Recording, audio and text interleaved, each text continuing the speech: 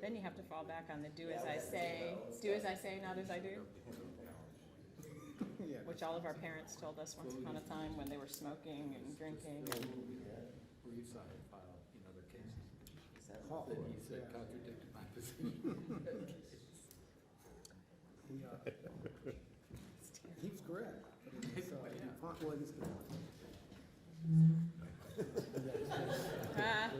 Well, from the Robertson Bradshaw's roller. I hope she abuses that I a know. lot. We could still stand. Yeah, I know. It'd be nice. We should. Yeah, we have. He just denies them all.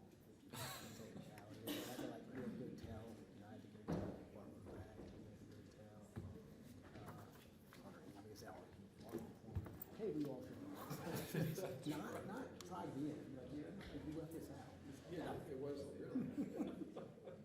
It was very embarrassing. You hired such great lawyers. Yeah. Consent motions.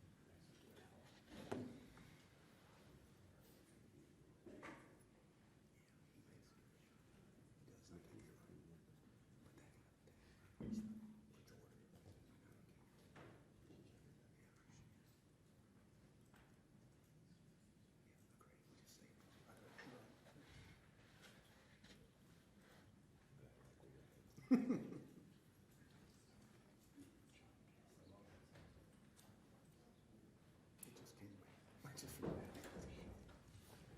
Counselors, you ready to begin? All rise. Oh yes, oh yes, oh yes. This Honorable Superior Court for the 26th Judicial District of the State of North Carolina is now in session. The Honorable Louis A. Bledsoe III, the judge presiding. Proceed to come to order. Thank you. Good morning. Good morning. All right,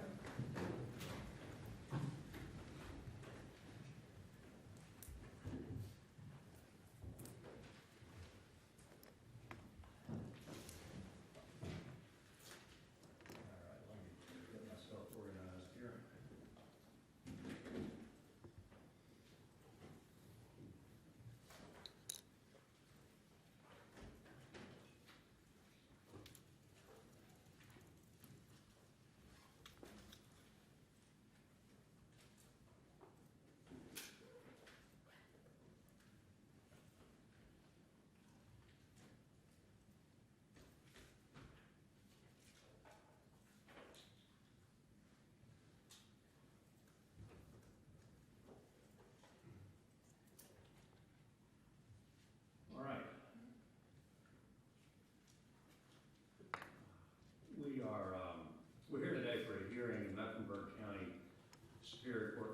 number 2023 CBS 40918, which is captioned the Atlantic Coast Conference versus the Board of Trustees of Florida State University. We're here on three motions on the defendant Board of Trustees of Florida State University's motion to dismiss, or in the alternative, stay the action, which is ECF number 19 on the business court docket. Plaintiff Atlantic Coast Conference amended motion to seal, which is ECF number 9 on the business court docket. And plaintiff Atlantic Coast Conference's motion to seal summary exhibit ECF number 24.2, which is ECF number 25 on the business court docket. We're also here for a business court rule 9.3 case management conference. The court personnel joining me in today's hearing include our bailiffs, Deputy Flores in the back, Deputy Roberson over to my right and your left, my career clerk, Lawrence Shantz, over here in the witness box, our courtroom clerk from the Mecklenburg County Clerk's Office, Shade Johnson, and we have our court reporter, Joyce Hughesby. Before we begin our arguments, and so that our record is clear, I would appreciate you all announcing your appearances. Plaintiff first, defendant next, and then ESPN. Good morning, Your Honor. My name is Jim Cooney. I'm a member of the Mecklenburg County Bar with Womble Bond Dickinson. I represent the plaintiff, the Atlantic Coast Conference. I'm joined at council table by Pearl Howe, who is the general counsel for the Atlantic Coast Conference, Alan Lawson of the Bar Florida, who you've admitted pro hoc vice. Mr. Lawson is with the law firm of Lawson, Huck & Gonzalez in Tallahassee, and Sarah Stone Motley of our firm, Patrick Spa of our firm, and Caroline Cooney, who is my paralegal, but also moonlights as my daughter. All right. Thank you, Mr. King. Mr. King. Your Honor, Bailey King from the law firm of Bradley, here on behalf of the the Florida State University Board of Trustees. Yeah, sorry. You can join us. I'm glad I got that one out of the way, made my mistake. With me are my partner Chris Lamb and Carolyn Egan from the Florida State University General Counsel. Also with us from Greenberg Trowey are David Ashburn and Pete Rush, and then from our firm with us, Hannah Eichmeyer and Brian Rawson.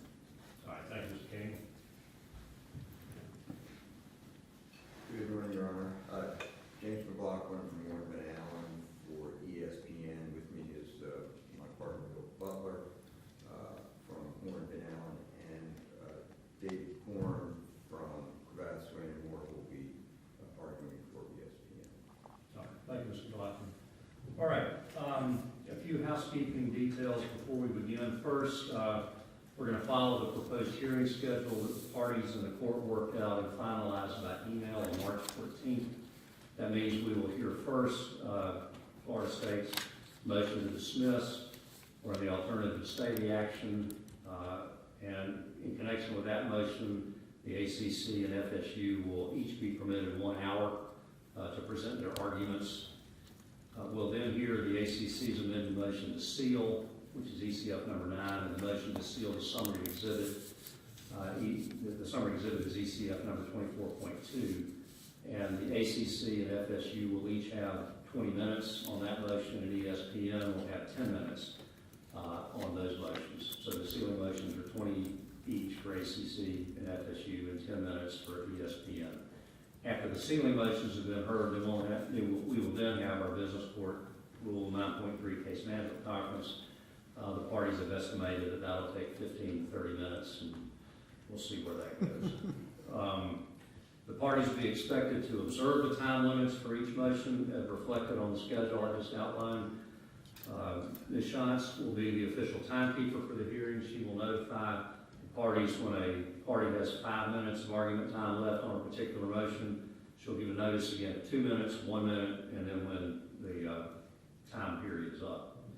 I'll plan to take a 10 to 15 minute break at a convenient time about halfway through the proceeding. Otherwise, I plow for us to plow ahead and hopefully be finished no later than 1 o'clock or 1:15 at the latest. Based on the parties' representations upon my inquiry, that no party expects to present material that has been designated as confidential during today's presentations, as well as the parties' agreement that the courtroom does not need to be closed for any portion of today's proceeding. I do not intend to close the courtroom today. I have received and approved an application by WSOC-TV to make a video recording of the proceeding today pursuant to Rule 15 of the General Rules for practice in the Superior and District Courts, and also consistent with the 26 Judicial Districts local rules governing photography, filming, and audio recording within the Mecklenburg County Courthouse. I have not received any other applications to film or otherwise record today's proceedings, so please be advised that taking photographs, filming, or recording of audio by means of cameras, cell phones, smartphones, tablets, or any other electronic or mechanical devices prohibited and violators of this rule are subject to the contempt powers of the court. Are there any questions or comments from the parties before we begin the arguments on the first motion on for hearing today? One quick question, Your Honor, on the time limits. Do you want us to tell Ms. Shantz how we want to allocate it, or Certainly. we just kind of go and then kind of pick it up? Well, I mean, the reality is that whatever you leave for rebuttal will be what you have left for rebuttal. Right. Even if you declare at the outset that you're going to reserve X for rebuttal, so I'll let you manage that how you wish. Thank you, Your Honor. Each side will be in charge of arranging their own arguments such that Ms. Shantz is going to tell you when you run into your rebuttal time, you need to keep track of that yourself. Any other questions or comments before we start? All right. Let me say at the outset that I have spent several days now reading and studying your briefs, your supporting materials, your cited cases. And as I anticipated from the outstanding lawyers that are representing the parties in this case, and I'm not just saying that, the folks in the gallery should know these are very, very fine lawyers representing all three sides. And as I expected, they have done a very good job, an excellent job in setting forth their respective positions. I've also reviewed the demonstratives that both sides have submitted, or at least Florida State and the ACC have submitted. But despite all of that education that I've received from the parties, I do have a number of questions, and those who appear before me know that we often engage in a lot of back and forth discussion, and I anticipate we may do some of that today. So I encourage you to get to the heart of the matter in your arguments this morning, make effective use of your available time.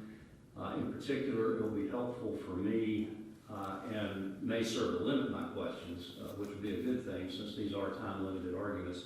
You can not only advance your affirmative arguments when you present your side, but also directly and squarely engage with the other side's arguments that they made in opposition to your position. All right, with that, I look forward to your arguments, and we'll turn to Florida State's motion to dismiss or the alternative to stay the action. Mr. King, looks like you're perched to argue for Florida State. Yes, Your Honor. Bailey King here on behalf of the Florida State University Board of Trustees. Mr. King, I'll hear from you. With your comments, take those in mind, Your Honor. I'd like to really start by cutting to the chase and acknowledging exactly what this motion is and the reason we are here today on it. I don't think it is lost on anyone that this is a forum fight. As you know, the FSU board filed a competing lawsuit in Florida. That lawsuit was filed approximately 18 hours after the ACC initiated this lawsuit by filing its original complaint for declaratory judgment. Now, both sides, certainly the FSU board and also the ACC, they want to litigate the dispute on their home field. And I'd like to start by acknowledging there's nothing wrong with that. True plaintiffs, it's a long-standing principle, get to choose the forum. But in order to do so, Your Honor, you have to play by the rules of the game. And those rules include, in this case, two sources really, where we look at the rule book. First is the ACC's own rules that governing how their members are to operate vis-a-vis each other. That's the ACC Constitution and the bylaws. And then, as Your Honor is well aware, the rules governing civil litigation. and how that operates. That includes the United States Constitution and the case law interpreting it. And in that source of rules, I think I want to point out just from the outset that the first filed rule is a rule, but it's not the only rule. The rules also include standing, sovereign immunity, ripeness, and the anticipatory filing doctrine. And in its attempt to try to secure a home field advantage, the ACC didn't follow those rules. Instead, the ACC raced to the courthouse to file a preemptive and premature lawsuit against the FSU board, one of its members, and it did so before it had standing to sue under its own constitution by not taking a vote, and it did so before the dispute was ripe under Article 3 of the U.S. Constitution. And finally, it did so in a court that lacks personal jurisdiction over Florida State University, a sovereign agency of the state of Florida. So, with that said, with apologies for the pun, we believe the ACC jumped off sides. That is a penalty. It certainly does not entitle the ACC to its home field. And we think, according to the well-established rules, it warrants dismissal or, at a minimum, a stay of this action. Now, because Your Honor said you've read the briefs, I don't feel like, and this is a forum fight, that we need to delve too deeply into the underlying facts of this dispute. But I do think it's helpful to put some context around those facts, especially given some of the arguments that the ACC has made. And so in doing so, I'm going to focus on the original complaint, ECF number 3. This is the filing that the ACC raced to the courthouse to file, admittedly, in order to secure this form. And it did so on December 21st, only after it heard that the Florida State University Board was going to be meeting the next day. And it did so before taking a vote of its members. And it did that in order to race to the courthouse and be first filed. As you know, in the original complaint and in the amended complaint, the ACC is seeking a declaration regarding the enforceability of two documents, the 2013 grant of rights and the 2016 grant of rights. And I think we need to talk about the importance of these agreements, especially to the ACC. These are the agreements under which the ACC contends that Florida State and the other members of the ACC gave away their exclusive media rights to the ACC through 2036, a period of 20 years. And they did that so that the ACC, according to the allegations of the complaint, could negotiate a long-term deal on their behalf with ESPN. These are referred to in the briefing as the ESPN agreements, and ESPN has argued that they are among its most vital third-party contracts. They make up the vast majority of their revenue, and under which the ACC receives hundreds of millions of dollars. I think you also should look at the timing of the broader timing of when this lawsuit was filed. The ACC filed this lawsuit and is seeking this declaration during a time period in which it acknowledges that athletic conferences, like the ACC and others, are experiencing, quote, significant instability and realignment. The ACC alleges that in this environment, the grants of rights were, quote, necessary to secure the ESPN agreements and to secure the ACC's ongoing stability and certainty. And then they filed it on December 21st, as I said, racing to the courthouse, expressly because Florida State had threatened to leave the conference during this period of realignment and instability. And finally, the stated goal of the ACC in this lawsuit is to prevent Florida State from leaving.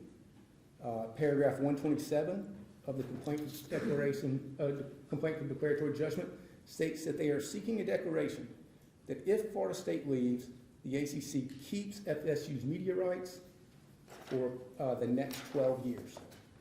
So I think with that backdrop, it is fair to say that this dispute is going to impact the future of both Florida State and the ACC. I think it's fair to say that it involves hundreds of millions of dollars. And I think it is safe to say that from the outset, when the ACC filed this lawsuit, it was material litigation. For Florida State, at least, it's been widely reported that this is existential. According to the ACC, suing one of its members, it's a member institution, and suing one of those members in an attempt to hold that member hostage is immaterial. We'll talk about more of that as we get into arguments. But I would just say now that I think the ACC's watching, we learned in the declaration of President Ryan the other day, watching Florida State for a period of months, and then racing to the courthouse and filing this lawsuit immediately upon receiving notice that the FSU board was going to meet, suggests otherwise. It sounds like you're arguing the motion to stay in the first filed rule out of the blocks as opposed to your motion to dismiss. Do we want to talk about that argument now? Your Honor, I was going to address them all largely together Okay. because I do think that there is, they largely overlap, at least what I want to focus on today. What I want to focus on today, we made several arguments in our motion to dismiss, but are primarily the arguments about whether this court is the proper forum to hear this dispute. And I think those, the way I would say it is, they're jurisdictional, they're threshold issues, and we believe we win them, we feel strongly we win them, and that's what I will begin to argue. But if we lose them, if they're close calls, and your hunter goes the other way, certainly they all would factor in favor of a stay. So I think you can address them together. And so I'll answer obviously any questions your Honor has, but there's three I would plan to focus on. That's the standing issue, which is your Honor knows is a matter of subject matter jurisdiction, sovereign immunity, and then ripeness. And again, like I said, I'm going to plan to address both the motion to dismiss and a stay at the same time, because I think they overlap. And I think the standing, which is where I'd like to start, is the one where that's most obvious. All right. So the first things I would say about, to clarify a few things in the briefing, I think, is that the place we are at now on this standing issue, the ACC did not conduct a vote to get the approval of its members before filing a lawsuit against one of its co-members, Florida State. We know that. We did not know that at the time we filed our initial motion to dismiss. It's a pleading issue. But because this is a subject matter jurisdiction issue, the court can and should look outside of the pleadings, and we now have two affidavits from the ACC in which they seek to establish the authority to sue under their constitutional documents. And so, but that was based on a vote that was taken on January 12th. 3 weeks after this lawsuit was filed, approximately 3 weeks after Florida State filed its lawsuit. And so if standing exists based on that vote, it does not exist until January 12th. They are not the first filed. And so this is why this actually does relate to the motion to stay. Let me ask you about that. I mean, you indicated in your brief that just what you said, that is that there was not standing at the initiation of the lawsuit, but that if there was standing by virtue of anything the ACC did, it was as of January 17 when they filed their first amendment complaint. North Carolina law does say that if there's a lack of subject matter jurisdiction, if there's no standing to bring a lawsuit, then the lawsuit that's filed is a legal nullity. How is it then that it could be revived? Now, recognizing that the ACC's got an argument about retroactive application, but I'm asking about your position that potentially January 17, 2024 is a date when standing attached. Does it work that way, or do they have to refile the lawsuit? No, I don't think it works that way, if Your Honor. Why did y'all say that? Say again? Why did y'all say that it? Well, I think under the Coderre case, the original complaint is a nullity, and the correct thing to do is dismiss it, and then the ACC, if it wanted to, could try to refile based on its subsequent, what it believes is authority that it now has. I mean, under your standing theory, they would simply need to have a vote and then refile if I were dismissed based on lack of standing. Yes. So I think if there were questions as to whether or not that standing, or whether or not they had standing as of the original complaint, if that had been raised, I think you can't make an argument that standing attaches any time before that vote. And so, and maybe this is why there's no case law that says the court's subject matter jurisdiction, that a court can obtain subject matter jurisdiction retroactively. So we do think it's a nullity that should be Security dismissed. cites my colleague Judge Robinson's case, and I believe it's pronounced Gao, G-A-O, as being on all fours with this situation. What's your response? We obviously disagree. Your Honor, Gal does not so hold that subject matter jurisdiction can be conferred retroactively. Gal was a case in which a shareholder in a corporation sued the corporation. There was no question that the court had subject matter jurisdiction over that dispute. The corporation then asserted counterclaims back, and before it did, asserted those counterclaims before taking a vote. It then later took the vote and filed second amended counterclaims, and Mr. Gal, if that's pronounced correctly, moved to dismiss the first amended complaint on the grounds that it didn't have standing at the time that he filed the first amended complaint. The court found that that was immaterial because it in fact was a nullity. It was no longer that operative pleading. It didn't have a matter of whether the court had jurisdiction to hear the dispute, because Mr. Gal actually brought the dispute. I think the difference here that is made clear is there is a competing action here. If I'm trying to think if you can analogize, if you think of the same situation, if Florida State University would have brought this lawsuit in North Carolina, the ACC would have counterclaimed before it took a vote.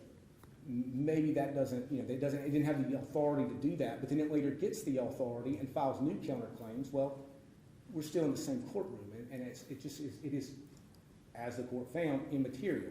Mr. Cooney's going to point you to paragraph 34 of that case, which says that the following compliance with the bylaws is immaterial. Clearly, that was about the facts and situations of that case. Following compliance with your bylaws is not immaterial. But if you look down to 35, the court goes on to say, the court concludes that despite the failure of the board to comply with Sonova US's bylaws prior to filing its counterclaims, Gallo's first argument against standing fails as to the second amended counterclaim.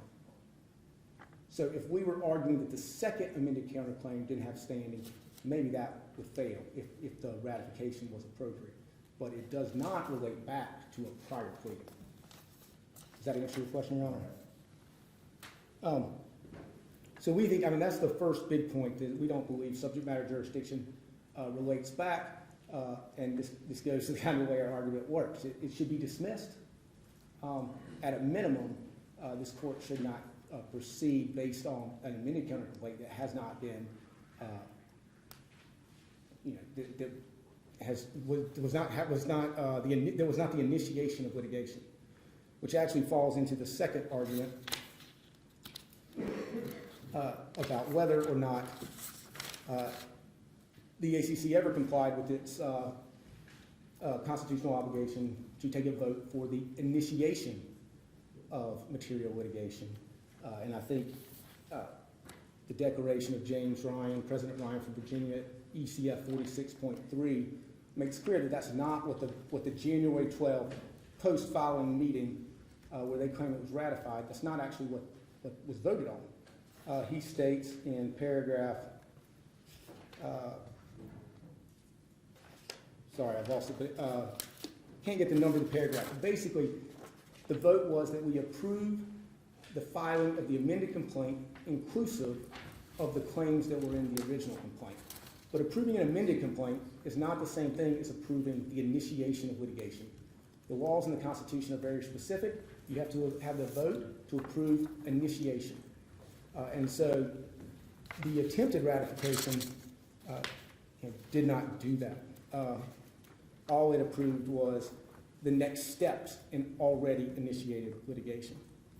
And it's paragraph 10, I apologize, Your Honor. It says that it's approving the amended complaint. Which then gets you to, I think, what the ACC's sort of, what their next argument is, the next logical one they have to make, is that they didn't have to take a vote. And I think... Well, before you get there, I thought your primary argument was based on Town of Midland, which has a statement which Mr. Cooney says is dicta that shouldn't control me, but that statement is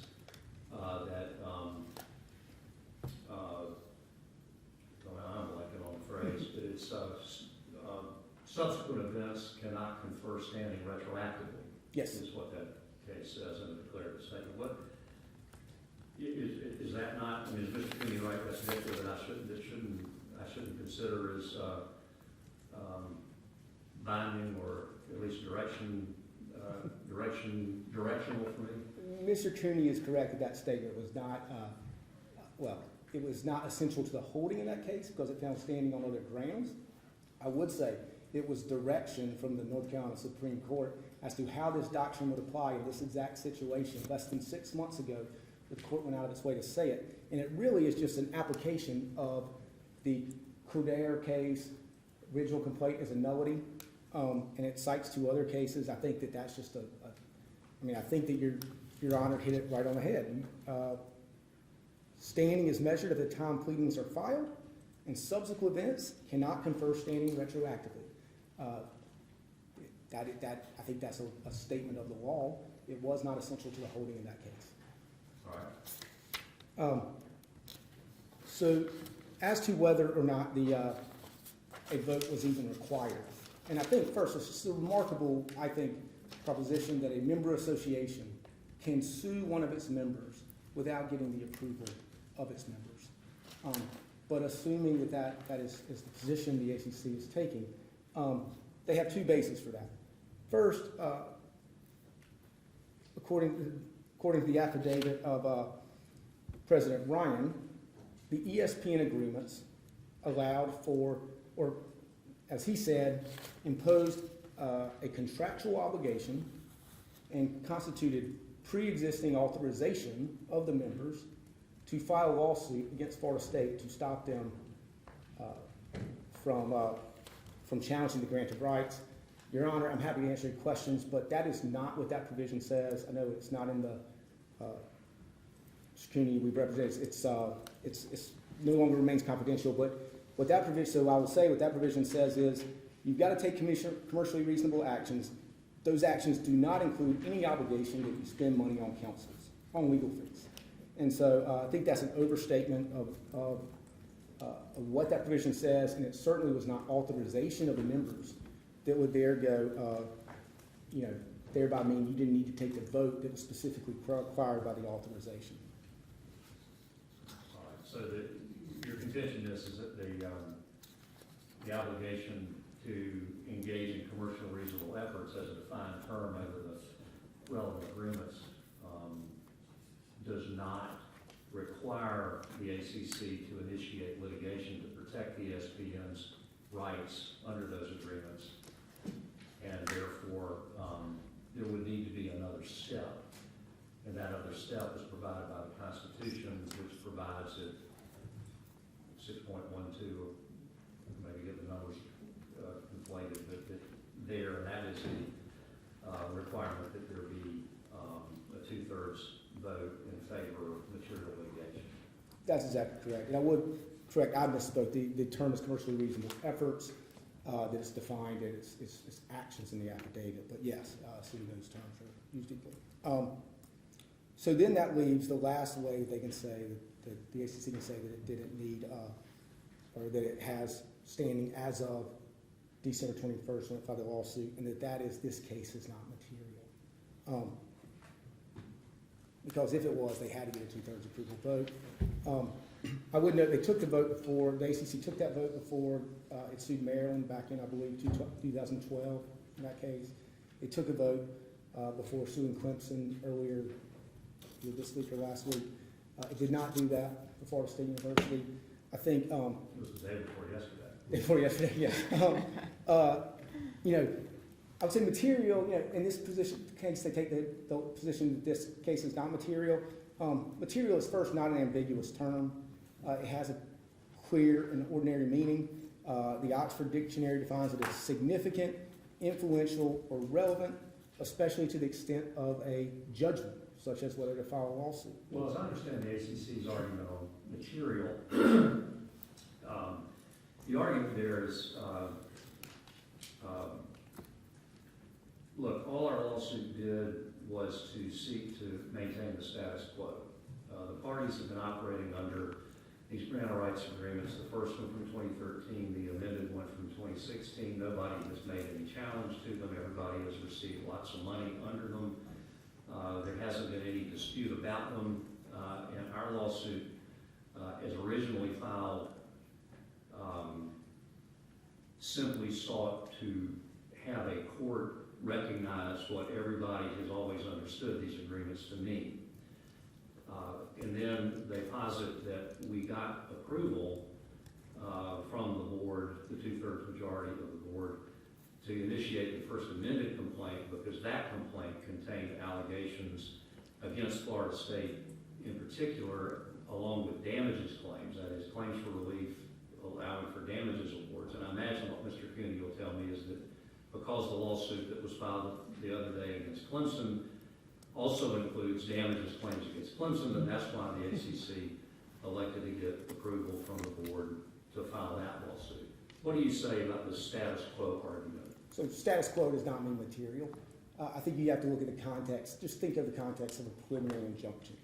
The purpose of a preliminary injunction is to preserve the status quo, but Your Honor, courts don't impose preliminary injunctions unless irreparable harm will be caused for them.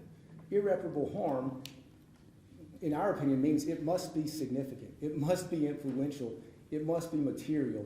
Otherwise, this court would not issue a preliminary injunction. So I just think the status quo argument is just there's no correlation between maintaining the status quo and whether something's material. Certainly maintaining the status quo is material for the ACC, and upsetting the status quo is material for Florida State.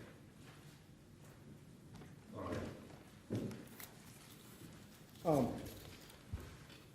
The other thing I would say, in the same argument, the ACC points to the definition of material and for material media rights agreements, and I think following the textualist approach that the ACC uses on the sovereign immunity argument, you would say, well, the ACC knew how to define material in that context, and it actually gave the commissioner and the president of the board's discretion to determine whether an agreement was a material media right.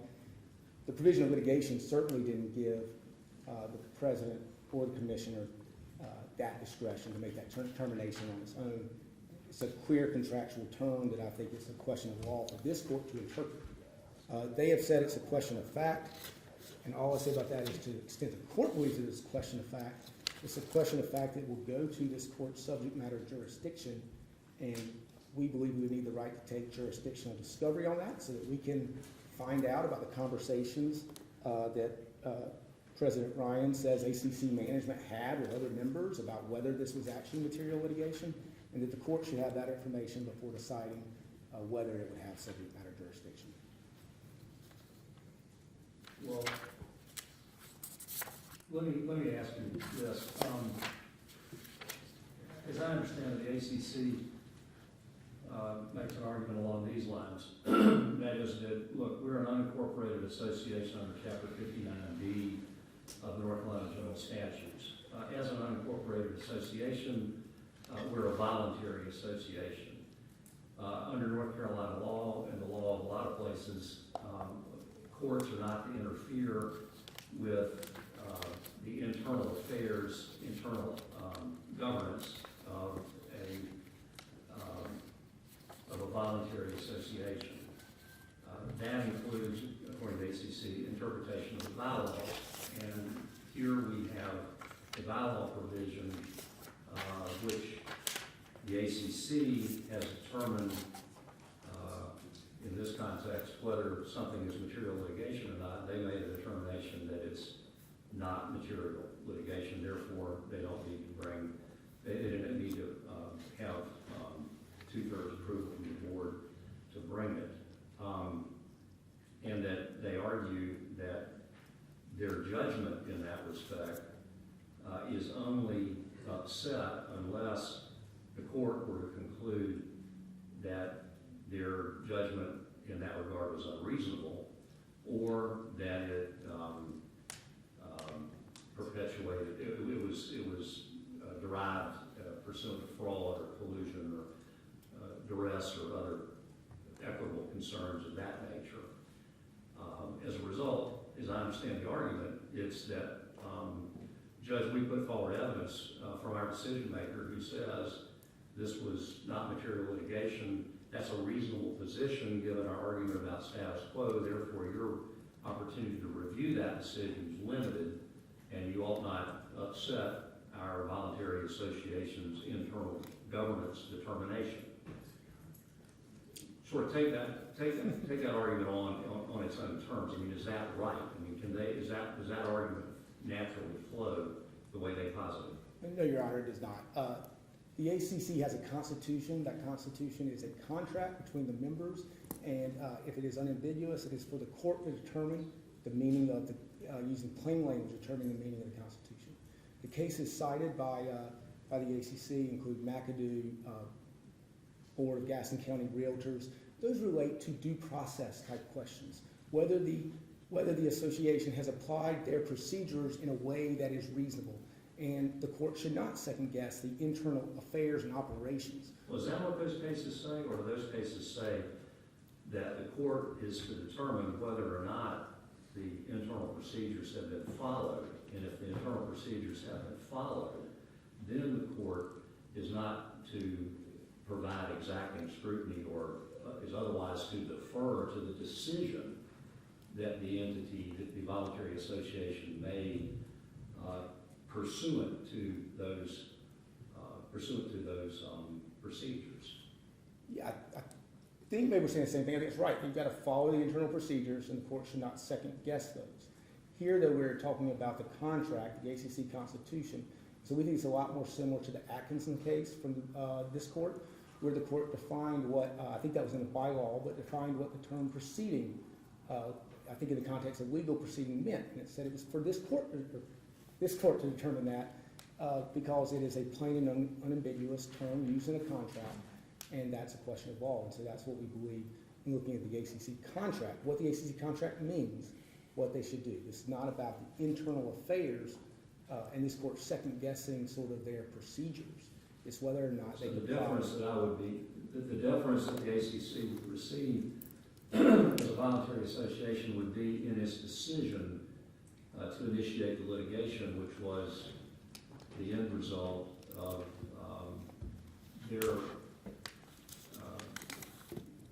their adherence to their internal procedures.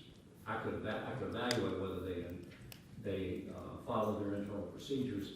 I would have to give deference to the decision that they made ultimately, which is to bring a lawsuit. Is that right? If there were procedures for the initiation of a lawsuit that were followed, a vote, do that, and there was some good faith, or not good faith, but they made an interpretation of how this vote is required, what they should do, then I don't think that court should second guess those sorts of procedural decisions. But in the first instance of whether to take a vote, that is a requirement of the Constitution, and they can't say, we don't think it was a requirement here. I think it's a contract that all the members certainly understood that in order to initiate material litigation, there would need to be a 2/3 vote. There was not a 2/3 vote.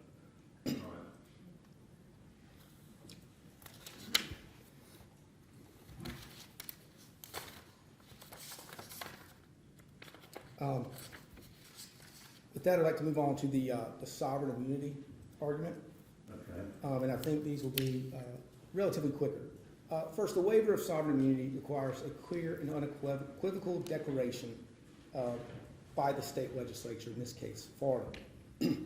ACC has offered two sort of acts that it contends could be these declarations. The first is the Florida Statute 1001.72 that gives the Florida State Board the authority to contract and act on behalf of the Florida State University, and it says it can sue and be sued in all courts of law or equity. The ACC points to it, says Florida follows a textualist approach, all courts of law and equity, doesn't exclude courts in other states, and so that's what this includes, the courts of North Carolina. The textualist approach, when you're dealing with sovereign immunity, the 11th Amendment right, is not what the law requires. The law requires the most restrictive interpretation possible. That's the Maynard decision stands for that proposition from the 11th Circuit. The 11th Amendment sovereign immunity is a different animal from state sovereign immunity, right? The 11th Amendment sovereign immunity is about whether or not there's sovereign immunity from suit in federal court. And you have judge-made law in North Carolina that deals with sovereign immunity as to hailing a sovereign into the state courts in North Carolina. Yes, but I think that the rationale from the Maynard Court would apply in this context as well, where it says a state does not consent to suit in federal court. It's not a clear and unequivocal declaration merely by consenting to suits in courts of its own creation. And again, it is in the context of federal court, but nor does it consent to suit in federal court for other state courts or in federal court by stating its intention to sue and be sued. And I think that logic applies here. This court should follow from Florida's, in deciding whether Florida has waived its sovereign immunity, should follow the most restrictive interpretation of that statute. Let me ask you, is the state statute from Florida even relevant in light of the Farmer versus Troy University's decision from the North Carolina Supreme Court?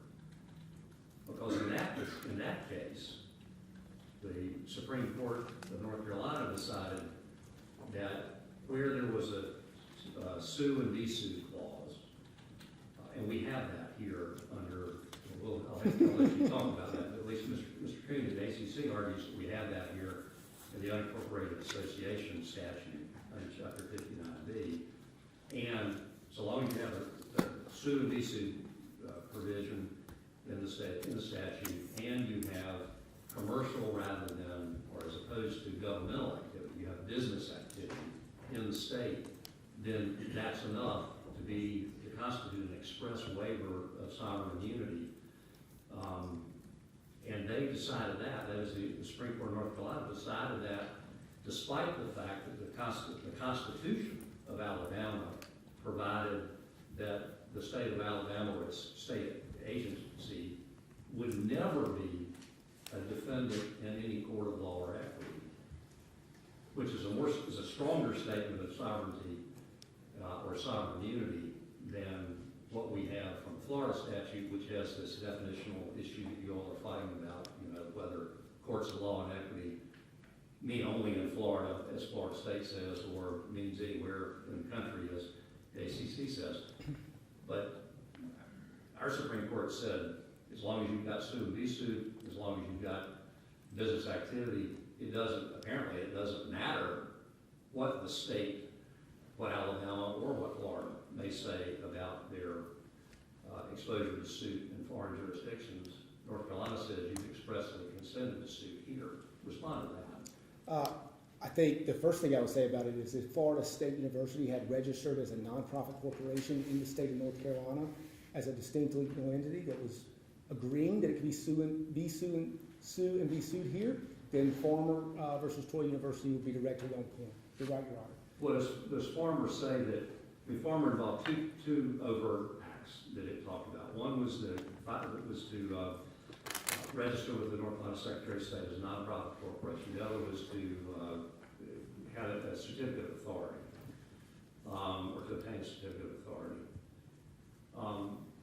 But did the Supreme Court talk about those as these are the requirements that a sovereign must take in order to have waived sovereign immunity, or was it simply that this is evidence of consent? Because we're talking about a case that follows the Hyatt case, which had determined that as a constitutional matter, all states have sovereign immunity except when they consent. And the United States Supreme Court left undeclared what constituted consent, and then the North Carolina Supreme Court and Farmer decided, well, we're going to talk about what it means to consent.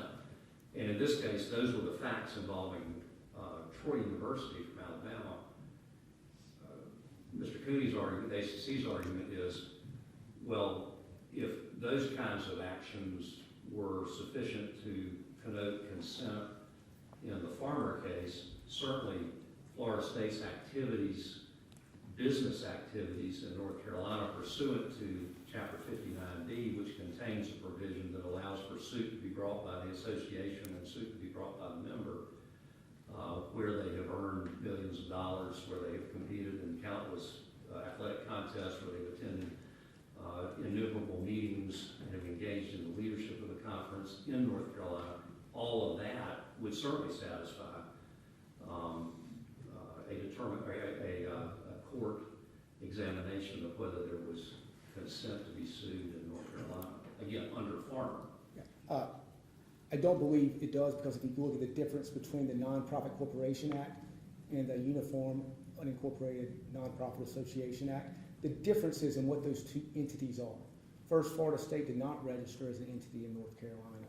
It did not get their certificate of good standing, or whatever the document was. All it did was join as a member. It joined as a member of an association. And as a member, what the statute that the ACC relies on, that they claim to be a sue and be sued statute, it makes clear that the ACC is a legally distinct entity from its members. And so in a nonprofit corporation, for a nonprofit corporation, that's the exact opposite.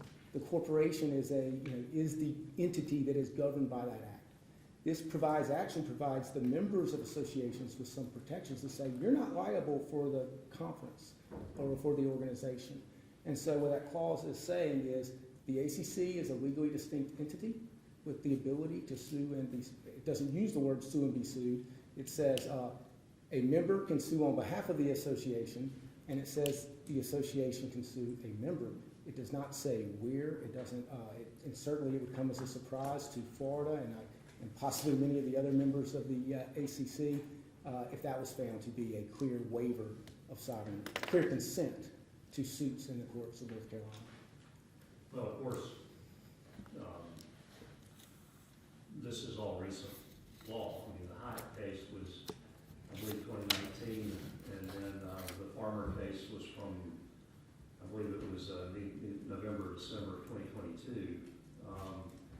And there is a rescrambling of the eggs here a bit, because there had been a rule of comedy that had given discretion to a state as to whether they would afford sovereign immunity to a sister state. And that was the argument Maryland, University of Maryland had made back in 2012.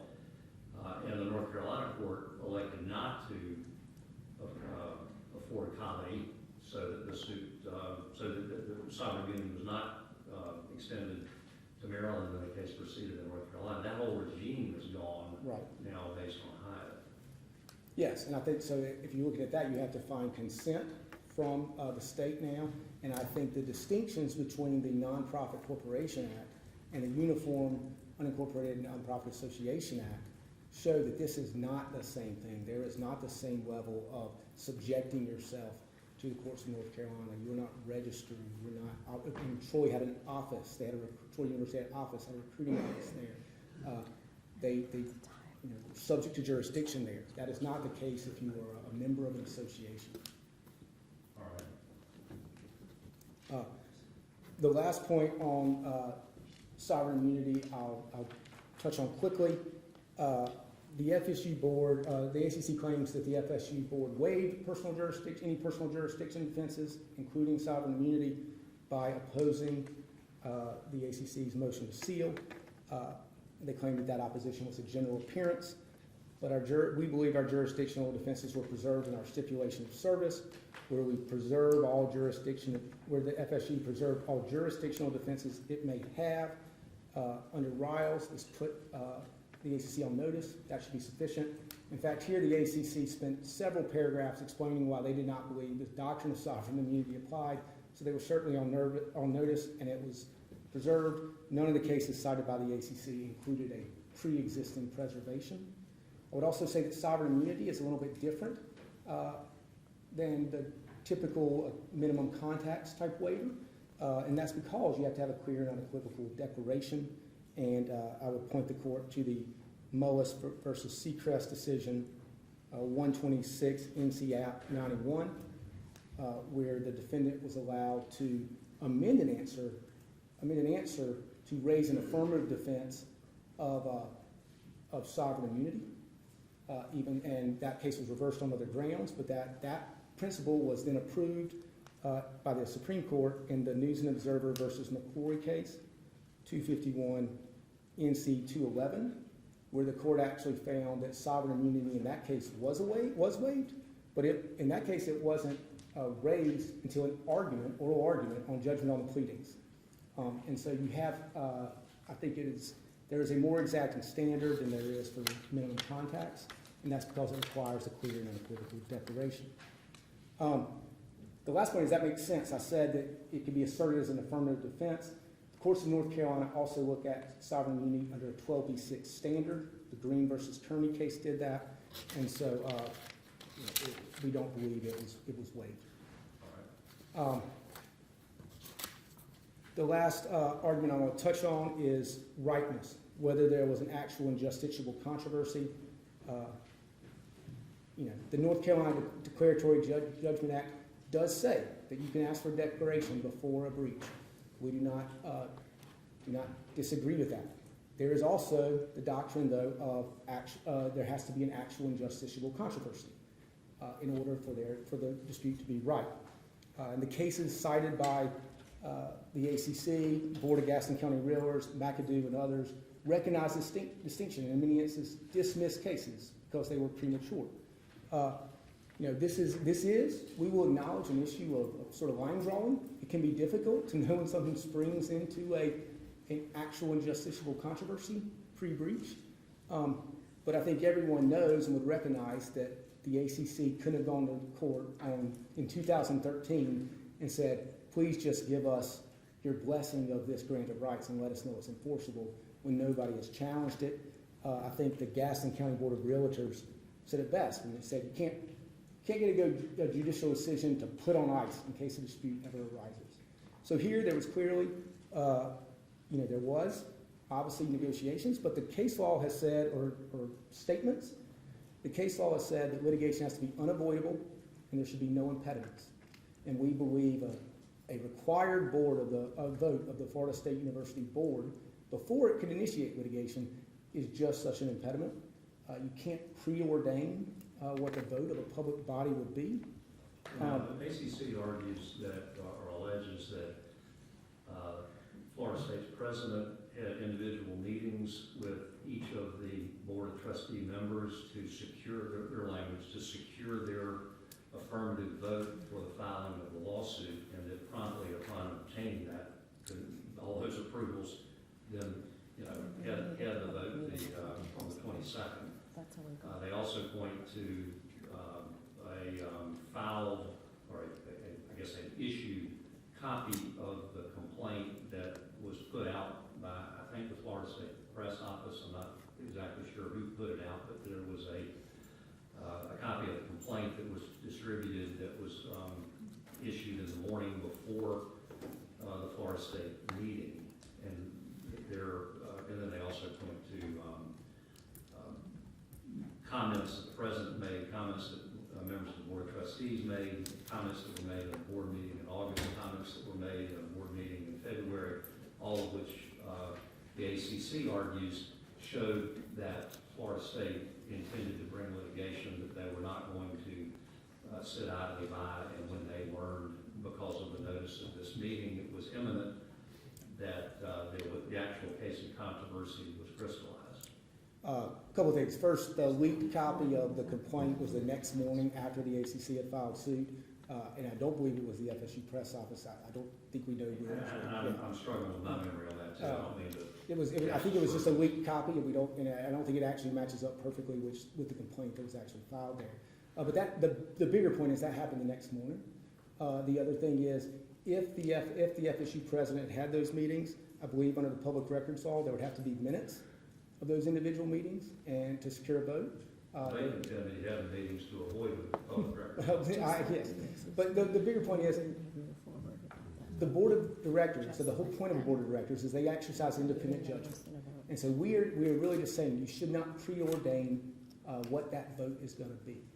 We acknowledge it's a close call on this one. It's when the litigation springs into existence. But I would say preordaining a vote is on the other side of that. Was it a unanimous vote when it actually happened?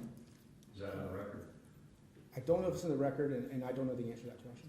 But they can't move forward without a vote. Yeah, and the ACC, the Florida State cannot move forward though until they have that vote, and so or the Florida State can't move forward until it has a vote to authorize the initiation. It's certainly an impediment. What I do about I mean, I've got the ACC's allegations that they made, and really what Florida State has posed is theoretical. That is, theoretically, until we had the vote, it wasn't a done deal, and we might have changed our mind. But I don't have anything from Florida State that indicates that the president was uncertain, or that any of the voting members of the board were uncertain. I don't have any evidence on which I can rely that suggests that it wasn't, as the ACC argues, a done deal. I think you're right. There's nothing in the record other than the theoretical, what would have happened. I would say that theoretical question is important. What would have, obviously every board member of every board exercises independent judgment. And what if the vote would have not passed? I think the question is, what would the ACC have done? They had a process server sitting outside of the meeting waiting. They didn't send a courtesy copy of the complaint after they filed it. They waited to see the outcome of that vote.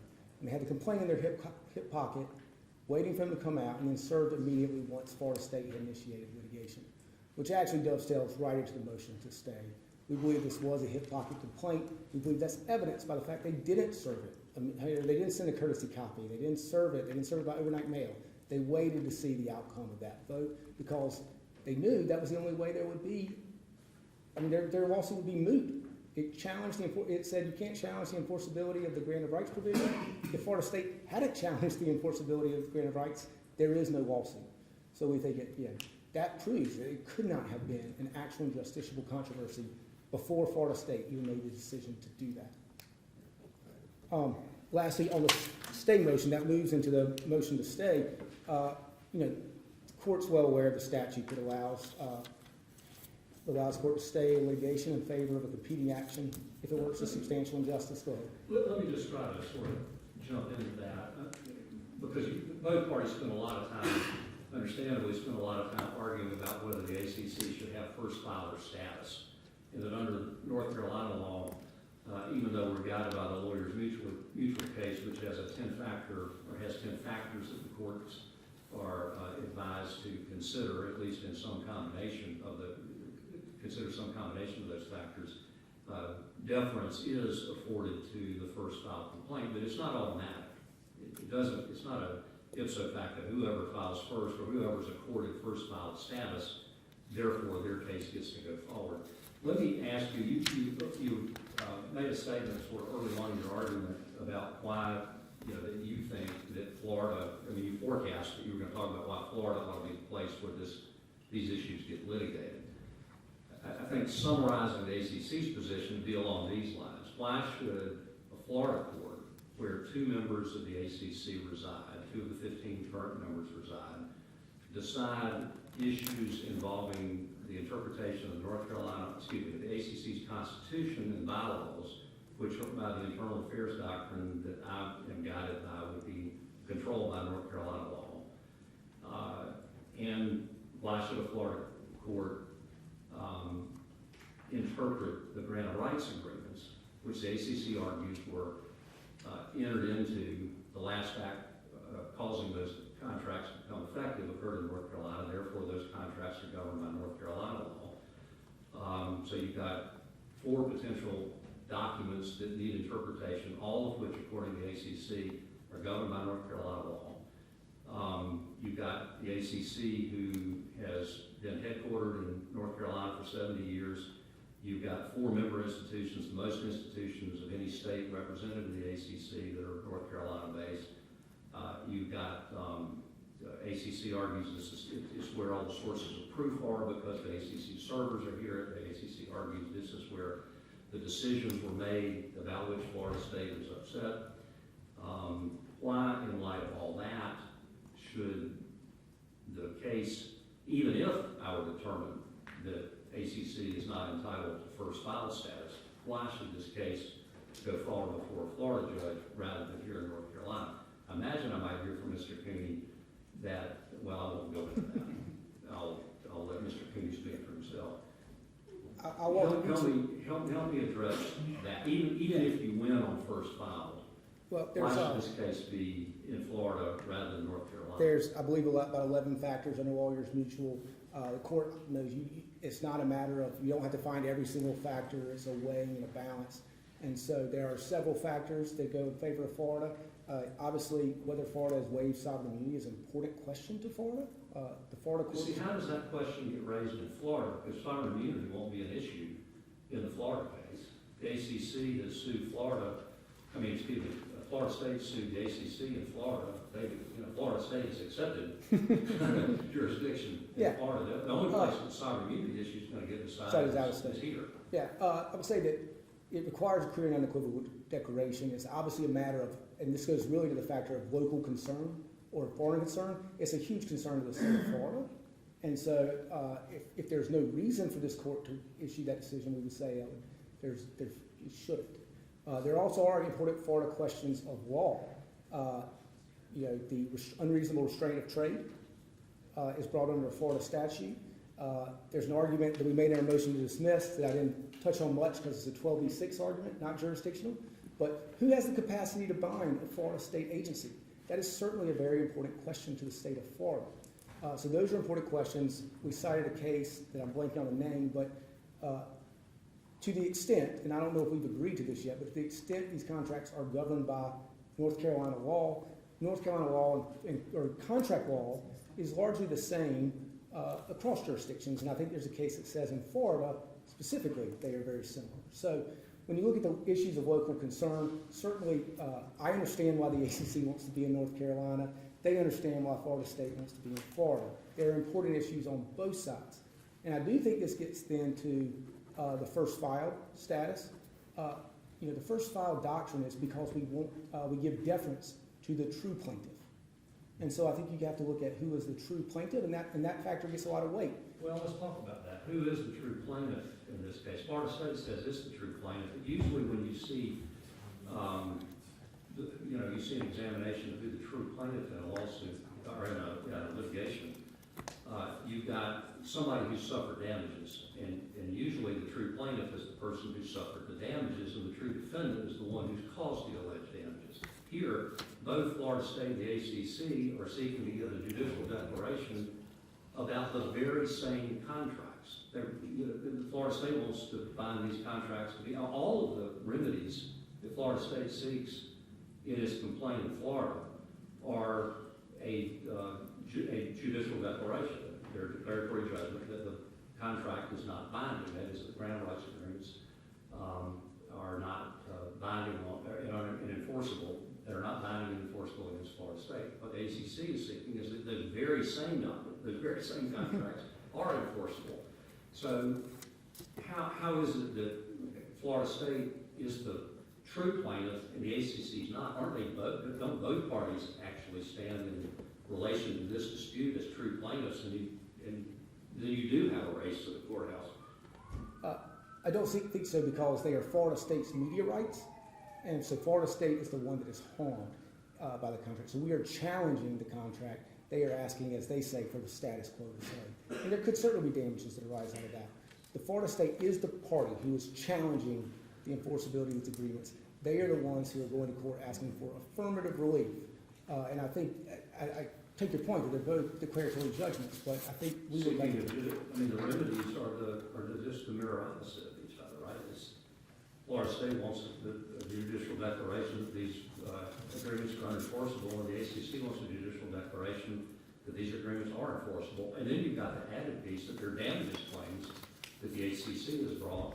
Florida State is not elected to bring damages claims. I think I would just say that I think if the party challenging the enforceability contract is the true plaintiff here. There are, and so I think we would get that. I will look that. I don't have that off the top of my head. I will say, the last thing I would say is we do think it would be, they focused on substantial injustice. Obviously, as defined by the factors. We do think it would be a substantial injustice to allow the ACC to watch Florida State's conduct for months, lay in wait, and then when Florida State announces it's going to have a meeting, to race to the courthouse, file the complaint, wait to serve it, leave it in their hip pocket, and then serve it after Florida State decides to move forward. I actually think that proves the point that they are the true plaintiff. That's all I have, Your Honor. All right, thank you, Mr. King. Mr. King? Thank you, Mayor. If I could get the system on. Let me ask, out of the blocks, Mr. King had submitted a PowerPoint that dealt with this motion to dismiss but did not reference it. Is there any objection from the ACC about not reviewing it? I actually haven't reviewed it. No, All right, thank you. Go ahead. as long as you don't give it any credence. As long as you don't give it any credence, you have no objection. Always the advocate.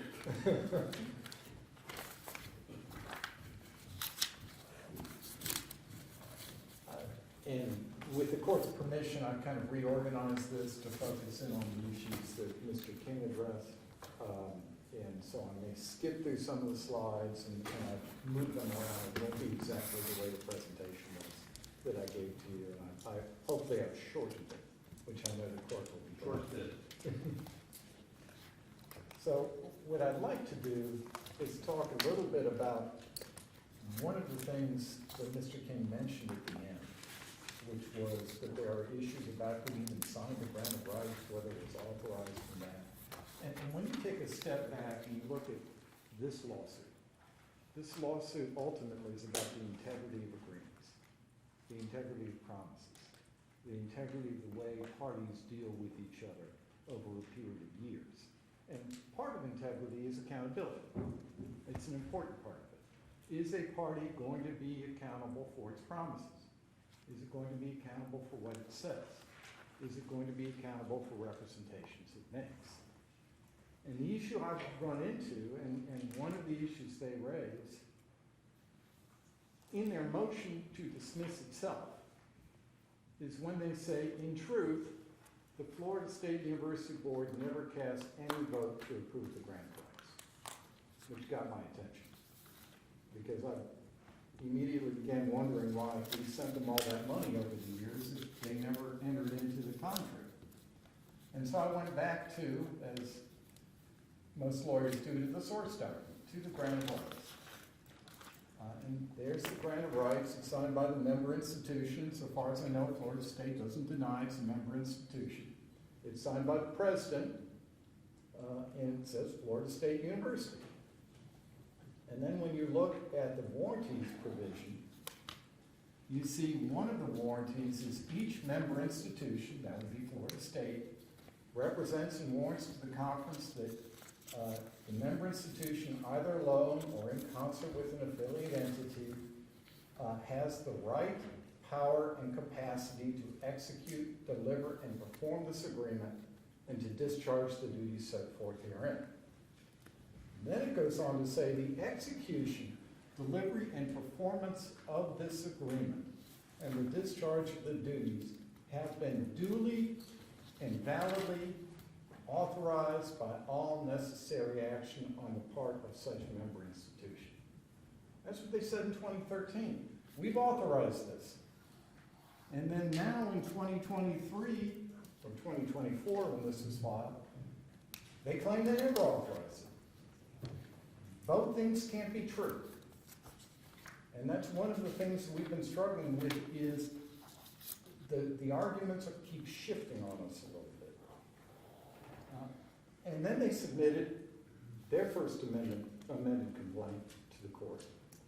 And in that complaint, paragraph 234, they said the ACC grant of rights and grant of rights extension had ensnared the media rights of Florida State. Well, how do we ensnare the media rights of Florida State in agreements they say they never signed or authorized? It's like whack-a-mole, Your Honor. And that's part of some of what we're dealing with here, which led to the lawsuit to begin with on the part of the ACC. Now, what's not in dispute, as the court pointed out, is that the ACC is a nonprofit North Carolina unincorporated association. It's been here for 70 years. Florida State's a member institution. It's continually participated in and exercised control over the ACC for 30 years. The grant of rights is a North Carolina contract. The grant of rights will be governed by North Carolina law. So what Your Honor has here is a North Carolina organization suing one of its members over the interpretation of a contract governed by North Carolina law in North Carolina, just as it's permitted to do under 59B7, where it says a nonprofit association may assert a privacy member. That is the right that this juridical organization was given, to sue a member. Now, working my way backwards through Mr. King's argument, I want to deal with ripeness, and I'll not be long on it. First of all, Mr. King suggested that this related to Article 3 ripeness, that you had to have a case of controversy. It doesn't.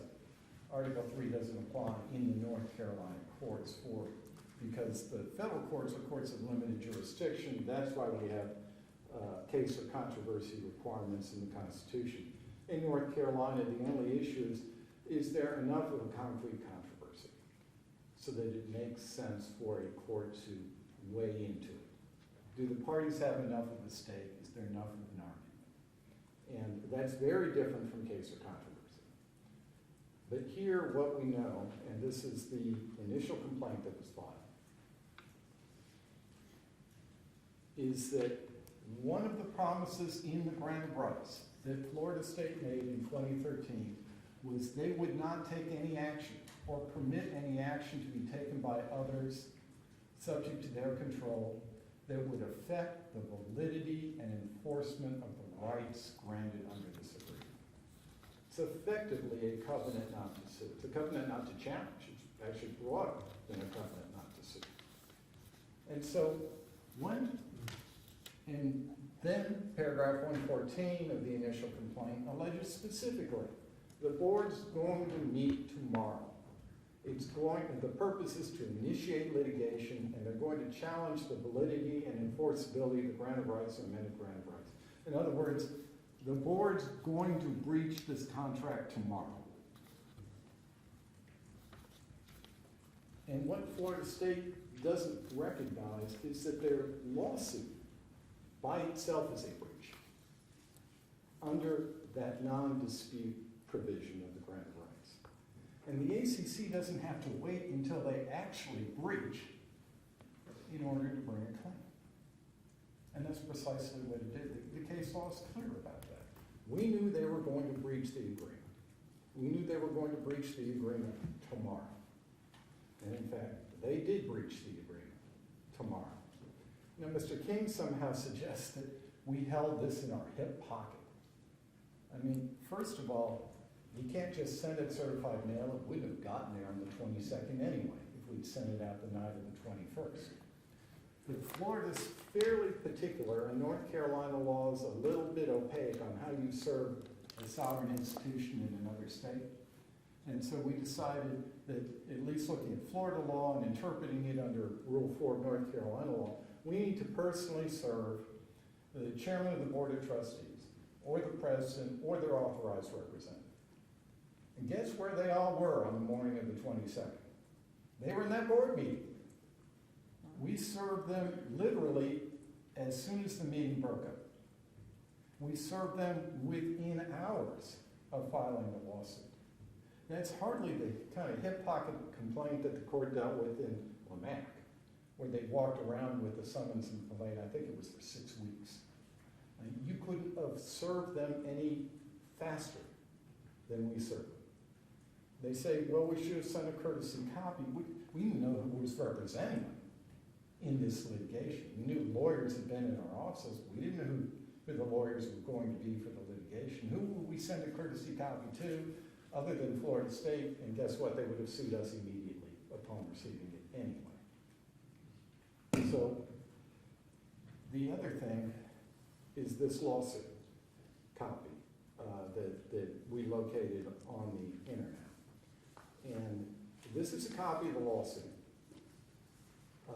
And it was posted by fsu.edu.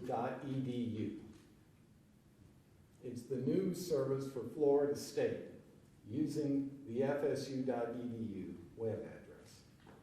It was posted actually on the 21st, but it was modified the morning of the 22nd at 8:12 a.m.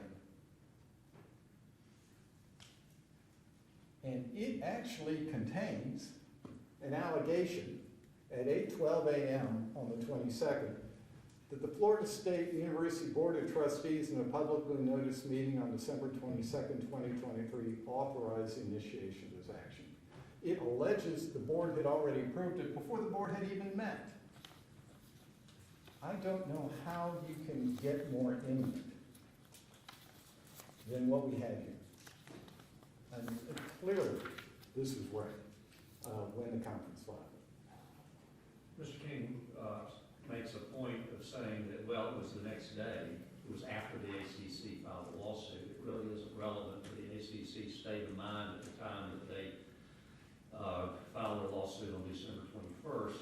It wasn't part of what they knew about the existence of the controversy, so it really shouldn't have much bearing on or any bearing on my decision on that particular issue. What do you say to that? Well, respectfully for Mr. King, ripeness doesn't turn on a subjective state of mind.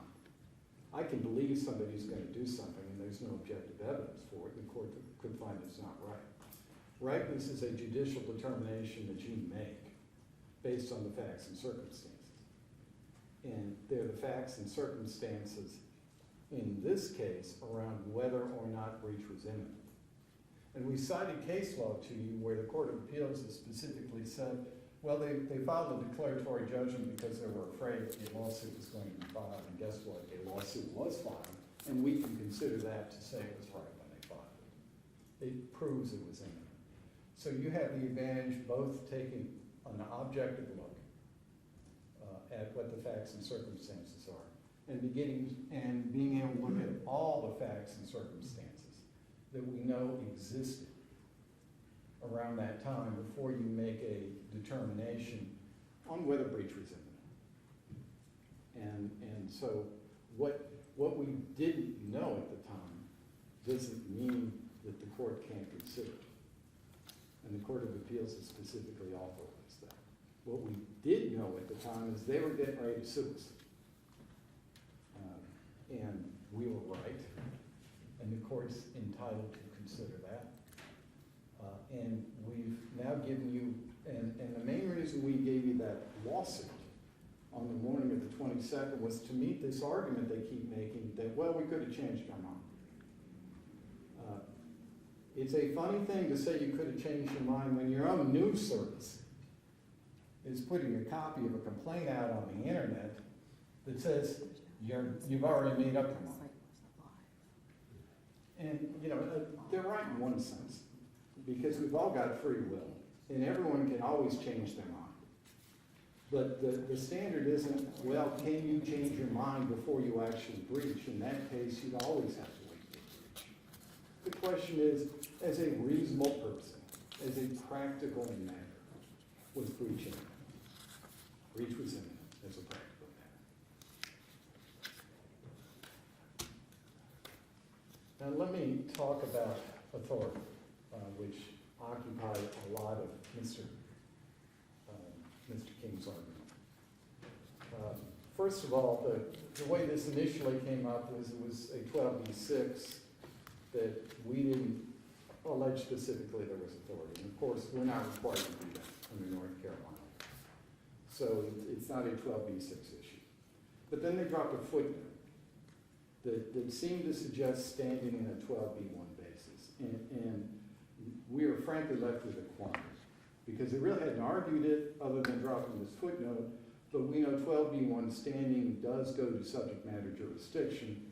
And so rather than just say, no, we're not allowed to, or we're not required to allege authority, go pound sand, we said we need to address this in a way to let the court know there's more to it than meets the eye. And that's what we did, and then this is morphed into this kind of 12b1 standing.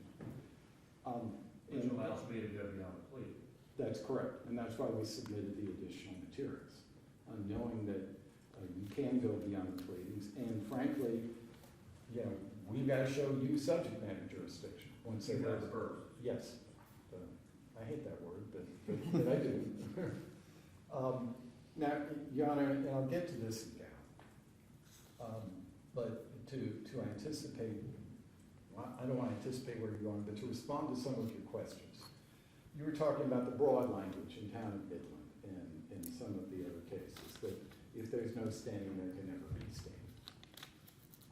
And I respectfully submit to the court, standing is a very broad term. And standing encompasses different kinds of things. And I would use the Lamac case that Your Honor did as one example. So there's what I think you can refer to as injury in fact standing. In other words, is this a party who's actually been injured, who has a cognizable legal claim? You don't have a cognizable legal claim, you've obviously got no standing. And in Lamac, what you were trying to figure out is, all right, do these people have a direct claim under Delaware law for having been deprived of the ability to weigh in and vote? And you concluded, in fact, they did have that injury. But if they hadn't had that injury, if you concluded, no, that's not a cognizable claim, then they can never have standing. And that's what that case law is directed to. Cottrell is similar to it because, that is, as I recall, that was the bankruptcy case where the corporation's in bankruptcy and, you know, some shareholder just decided, well, I'll bring on behalf of the corporation because, you know, they're not doing anything and I don't have any business doing it, but I'm going to do it anyway. That person can never, doesn't have an injury in fact, that person can never have standing. But that's different than this case, because in this case, there's no question the ACC has an injury in fact. It's got a claim. It's got several claims. The issue is whether it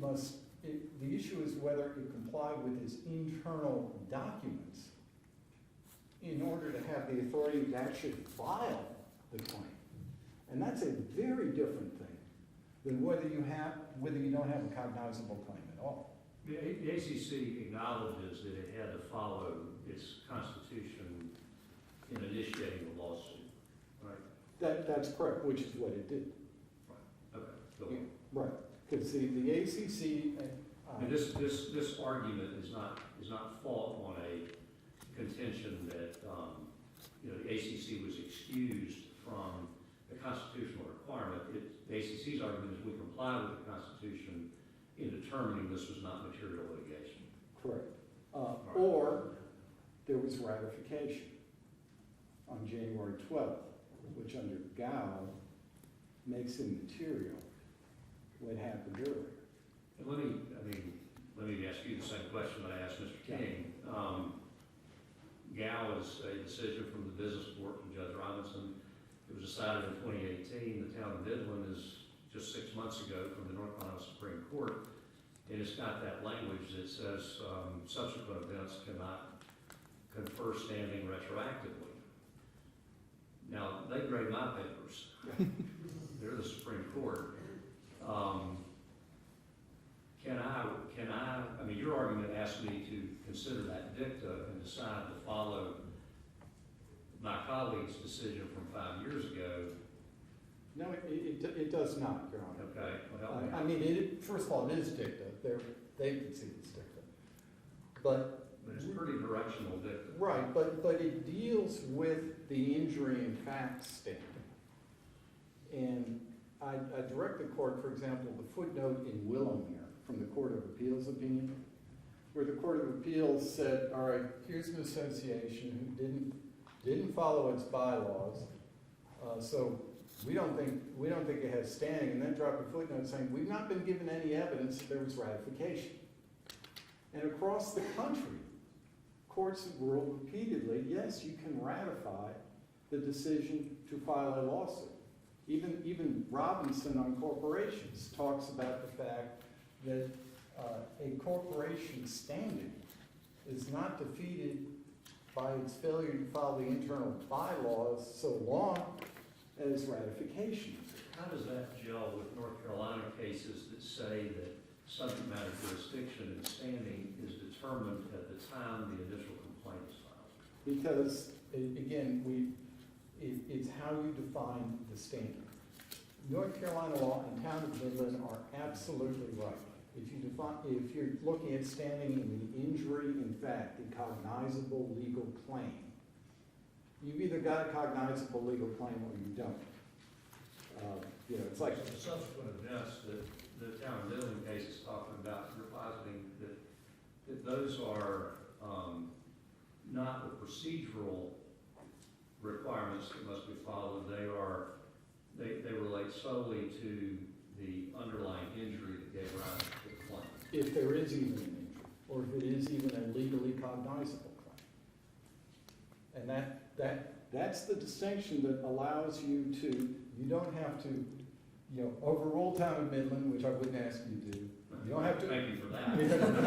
You don't have to overrule Judge Robinson, and you'll really thank me for that. But those two things are consistent with each other. Because when you take a look at the standing cases, Burgess and Cottrell and Lamack, where you were looking at them, those all dealt with, is there even a cognizable claim? Is this a claim that you can bring ever? And if you can't bring the claim, you can never bring the claim. It's a little bit like if I am getting ready to go in for surgery and I file a lawsuit against my surgeon for malpractice, it's going to happen during the surgery. I go into surgery and the surgeon commits malpractice. I didn't have standing to file that first complaint. I had no injury. I had no legally cognizable claim. But this isn't that case. There is a legally cognizable claim, particularly once you find it's right. Then it's absolutely a legally cognizable claim. And if it's a legally cognizable claim and it's simply a question of following your internal procedures, then ratification is a valid, that is consistent not only with what the Court of Appeals forecast, but also what other courts across the country have done. And I don't, Town of Midland, obviously we have to respect the Supreme Court's language, but the fact of the matter is Town of Midland wasn't dealing with the situation we have, where we have a cognizable injury in fact, cognizable claims, a right dispute, and the issue is whether or not you can ratify an alleged failure to follow your internal procedures as an organization. So essentially, your legal proposition is that ratification is available if the injury in fact occurred at the time of the initial suit. Correct. Did you argue it that way in the brief? I believe I did. I apparently didn't argue it that clearly. And part of it too is taking a look at Gal, when I saw Gal, and trying to say, all right, I've got Gal here, and I've got broad language in Town of Midland, and I've got, broad language, but when I look at those cases, they're all dealing with, is this a cognizable legal injury? They're not dealing with internal procedures the way our case is. And then I see the footnote from the Court of Appeals decision in Willowmere, which we did cite to the court, to indicate that ratification would have made that case differently. And then we looked at the case law across the country that all said ratification can authorize a previously filed lawsuit. And and we look at Robinson on corporations, and so we see these things, and how do we marry these things up in a way that's consistent? Well, again, looking at the case law, standing includes both, do you have a cognizable legal claim at all? Does this person have a cognizable legal claim? And also encompasses, did you comply with your internal procedures to bring the claim that you have? And it's the internal procedures to bring the claim that you have that Gao addresses, that the Court of Appeals forecast, and that none of the other cases that talk about one standing isn't there, can never be there. None of those cases deal with those kinds of facts where you've got an internal authorization process of an admittedly cognizable claim. And that's what Judge Robinson was dealing with in Gow. Now, respectfully, Judge Robinson's decision didn't go off on, well, I had jurisdiction over Gow's claim. The sole thrust of that was whether you got jurisdiction over counterclaims and whether he was going to dismiss the counterclaims for lack of subject matter jurisdiction. And this is a basic corporate law principle, that when you ratify something, it is effective as of the time the act was taken, as if the act was validly authorized to begin with. Which is probably why we're here in business court talking about this, because I don't think the town of Midland was intended to overrule that basic principle of ratification. A principle of ratification applies not only to organizations, but to private corporations and municipal corporations. And so you've got to read that ratification language in the context of what those cases with the broad standing language actually deal with, as opposed to simply apply a dictum to something that's different than those cases. And I apologize if we hadn't articulated this as clearly as I hope I've articulated it now. But standing is just a very broad concept that encompasses a lot of different things. And all that language about once you don't have it, you can never have it, deals with cognizable legal injury and cognizable legal claims, and not with people with claims who maybe don't follow their internal procedures. Now, Your Honor, I've kind of skipped ahead a little bit, but I do want to talk about, since we've talked about Gow in ratification, what I do want to talk about is the question of initiation of any material litigation. Because you don't need to wrestle with any of this if you find the initial complaint was both right and fell within the power of the conference to file without a vote of its members. Let me sort of, I know you've got your argument ready, but when I'm looking at that, let me ask you about the standard that I'm applying to determine this argument about material litigation. What I have discerned from your briefing is that, as I said in my question to Mr. King, that there is some deference that I should afford to the ACC in making its determination as to materiality, and that so long as that determination of materiality is reasonable or not arbitrary, capricious, in that line of words, then I will not exert judicial review to impose my own determination of materiality. Is that a fair assessment of your argument? Yeah, if I could play around with it just a little bit. I think our argument is, in the first instance, the ACC has the right to interpret its bylaws to determine what procedures would follow from that. In this case, what we have is a required absolute 2/3 majority for the initiation of any material litigation. It's not any litigation, it's any material litigation. Material is not otherwise defined. So the ACC in the first instance has the right to say, all right, what does that mean? And how does it apply to this situation? And we believe that if they do that and present you reasons for it, which we've done, that you can only set that aside if you find that was an arbitrary and capricious determination.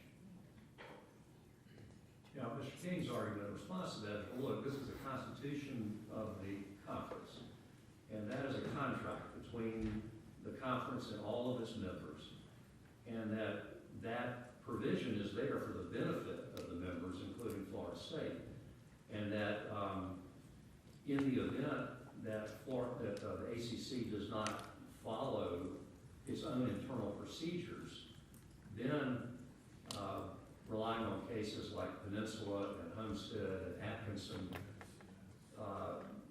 we have a right to challenge that. And if we establish that the predicate for bringing the lawsuit was not properly established, then there's no standing and the claim must be dismissed, albeit without prejudice. So, the problem with that is if this said the initiation of any litigation, they would absolutely be right. Well, so the question then becomes, all right, so it says material litigation. It does. Does the fact that it says material litigation remove from the court the ability to determine that as a matter of contract interpretation and instead vest that in the ACC to decide for itself whether litigation is material? In between, Your Honor. The ACC gets to decide in the first instance. I think we'd all have to agree with that. I mean, because it's their bylaws, it's their organization. But Subject to review, and the Subject question is, to what review. is the review? the question is, what's the standard? Right. And so what they're asking you to do is substitute your judgment. Well, they're asking me to, decide as a matter of contract interpretation whether or not the Constitution's been followed. Well, they're asking you to decide as a matter of contract interpretation whether this was material. Right, because the Constitution Right. embraces the concept of materiality. Right, but, you know, had we concluded it was material as we did when we brought affirmative claims, we are required to take a vote. So it's not a question about what the procedures are, it's a question about whether the procedures were even triggered. Well, but to your point though, if you had decided, if the ACC leadership had decided that the filing of the amended complaint was not material, your argument would be the same. That is, that I would need to defer it and determine whether or not that's reasonable or not. And if you can make an argument that that was reasonable, then there would not be really judicial review of anything beyond an abuse of discretion type review. Well, and that's the way it is with any bylaw. First, this was in the Constitution, but these are governing documents.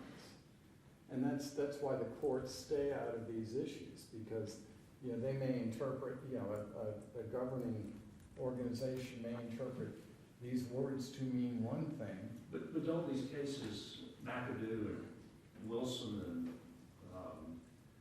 Naster versus Landfalls and other, don't they talk about that so long as the association, so long as the voluntary association complies with its internal procedures, then there is going to be deferential review. But it leaves to the court to determine whether or not there was compliance with the bylaws. Right, but here the compliance with the bylaws turns on an interpretive term that's necessary for the governance of the conference. Do you have to convene the board or not? Do you have to take a vote or not? And in the cases they cite, it clearly did. If you're going to sue Crescent, you have to take a vote. If you're going to sue another homeowner, there has to be a vote. And if there's not a vote... And here, if there's going to be material litigation, you got to take a vote. Right. Their argument is, well, then it's up to the judge to decide whether this is material or not. And that's not a deferential standard of review. And we're not taking you out of the process, Your Honor. We're just saying that... You're just saying I'm limited to an abuse of discretion Right. type review, whether it was reasonable or not. Correct. Okay. And that's the only thing that makes sense when you're looking at, because they're trying to figure out in good faith, and that's why President Ronnie's affidavit or declaration was given to you, trying to figure out in good faith, what does this mean, and does it apply to us? Does it apply to this situation? And they've taken a very nuanced approach, which is, look, if we're just preserving the status quo, we're just saying to the court, we've been operating this way for a while. we think we need to continue to operate this way. That's different than suing a member for damages.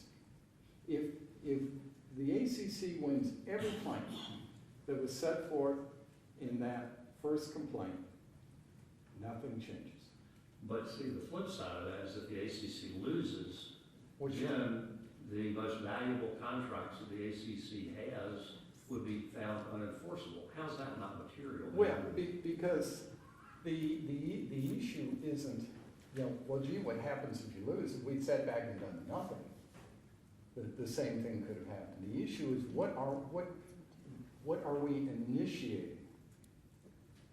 We're initiating something to preserve what's been going on. Well, you're initiating a lawsuit with a hoped-for result, which is it would be a result to maintain the status quo, but you're opening up the possibility Sure. that your contract would be found unenforceable. But that's inherent in any litigation. Now we're getting it back to an all litigation. Well, that's why, I mean, I guess, it's an odd provision. It is. In a Which constitution. is all the more reason why you should defer to it. Because it's not an unambiguous provision, and it calls for an interpretation. And we did, Typically, when I've seen material litigation, it would be in the context of a corporate transaction, and there would be a schedule that lists material litigation, there would be a definition. right, Much like there's the material medial rights agreement, or. definition of material media rights agreement. Yeah, that clause is the same, I think that's clause 3, and this clause we're talking about is clause 5. But you have a definition, and usually that definition would be tethered to amount in controversy or expected expense or some kind of marker like that. And that one, to give you an idea of the interpretive, gloss over this is 5% of the gross revenues, or the discretion of the chair and the commission. Yeah, what is your, you advanced the material media rights agreement in your briefing and in your PowerPoint. What am I to draw from that reference from the ACC's perspective? Because Mr. King has made the argument, all that the ACC has done by referencing that is to show you they knew how to define what materiality is in the context of the media rights agreement. They could have done that here with respect to litigation, and just chose not to do it. Well, the list of things anyone could do is obviously fairly long, but what it does show us is the ACC membership is comfortable in assigning the definition of materiality in everything but the most obvious case to the chair of the commission. That they had made that decision about money, and having made that decision about money, is it unreasonable to believe that there shouldn't be some discretion in terms of trying to determine whether anything is material? Now, I'm not arguing that It's not definition there, applies, right? Because it's not a defined term, but It seems, but it's a modifying term, is the point, the Florida State's argument is that if they intended to leave it to the discretion of the chair and the president, they know how to do that. They did that in the material media rights provision. They did not do that when it came to material litigation. right, but we're not arguing this was totally left to the discretion, because if it was totally left to the discretion, you might not have a role at all. But what we're saying is this is a modifier that's not defined elsewhere. That there was a process to try to figure out what it meant in the context of this skinny complaint that was filed with only 2 claims for relief, both of which were declaratory, and whether it would apply. And in the first instance, and this is more than merely a contract term, it's a governing procedural term. Because if they determine, we think it's material, it triggers some procedures. If they determine it's not material, it doesn't trigger those procedures. And so,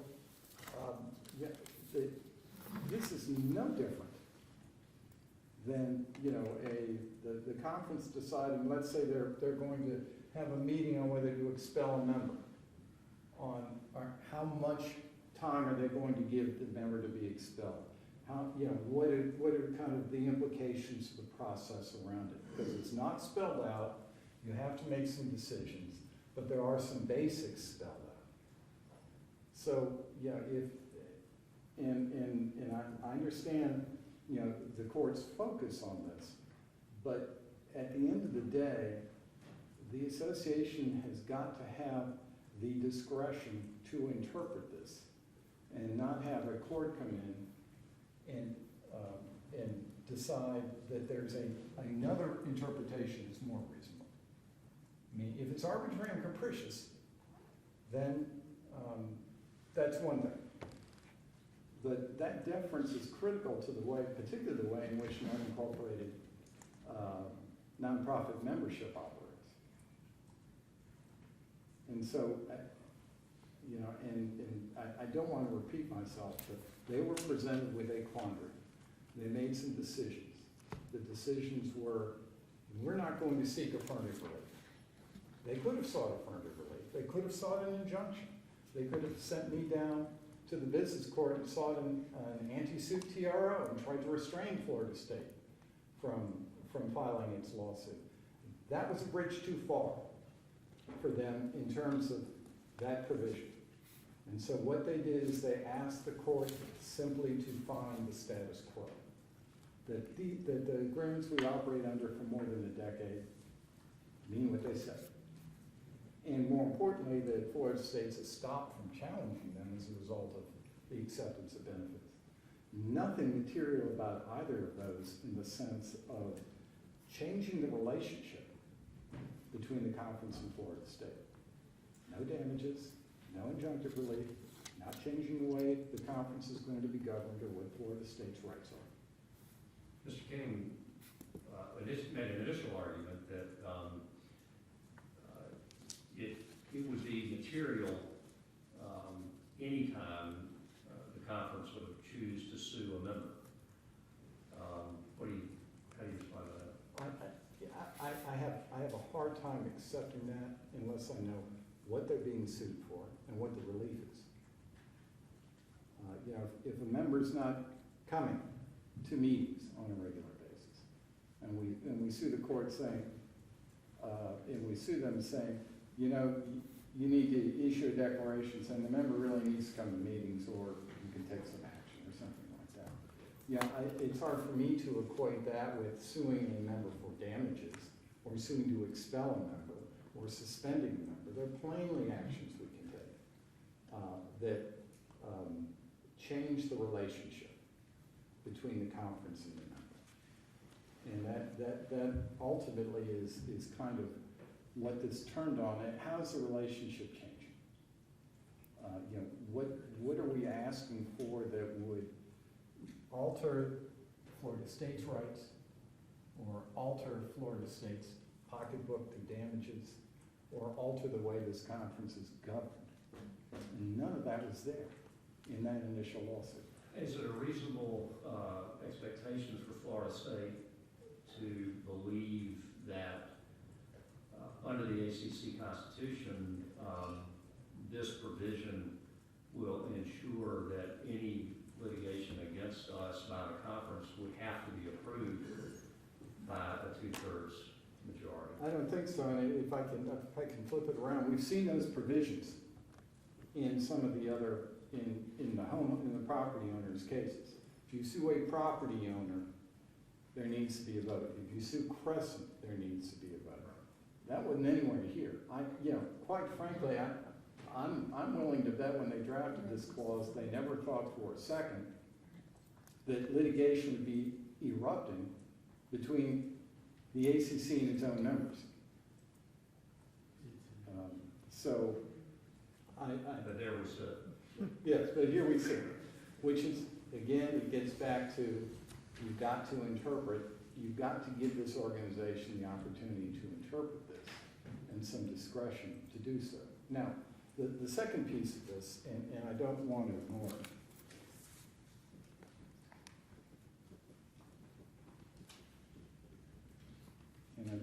to jurisdiction 2 is the commercially reasonable.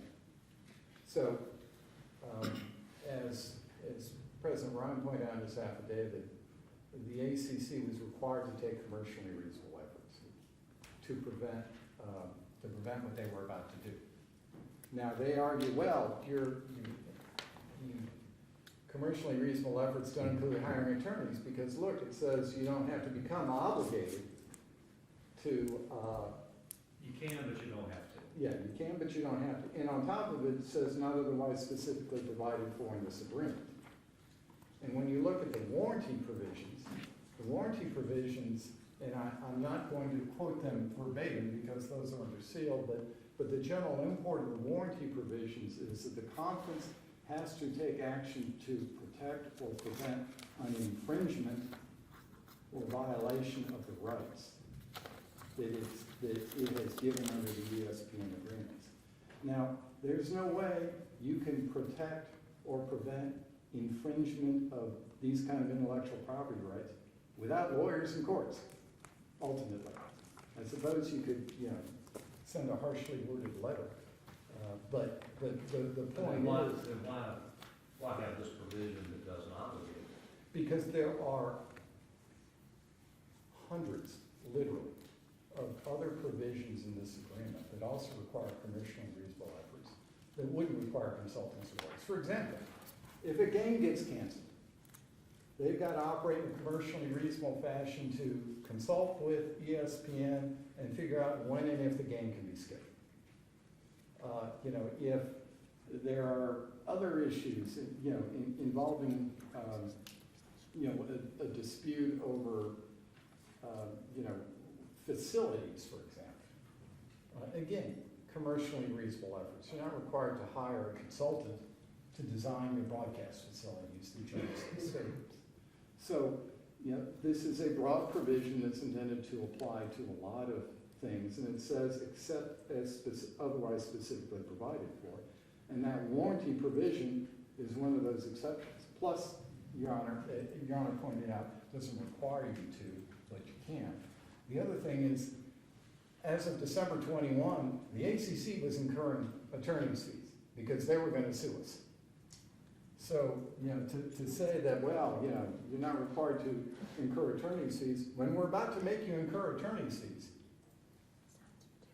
gets back to the fact that this is a commercially reasonable action that was, previously authorized. Now, we're not saying it's solely the unanimous approval of the membership for this, because we could probably all think of something in which it would also constitute material litigation.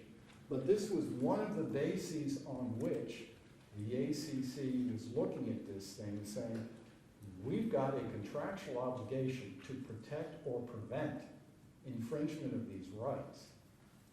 And we're only filing something that is narrowly targeted to preserve that status quo.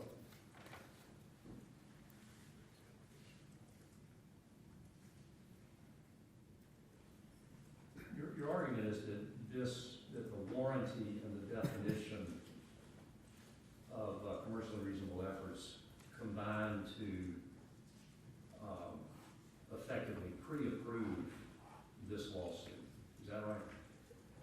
Not by itself, but it provides the added authorization, the added, all right, because you asked a question about would Florida State have anticipated that there'd be a vote before it was sued.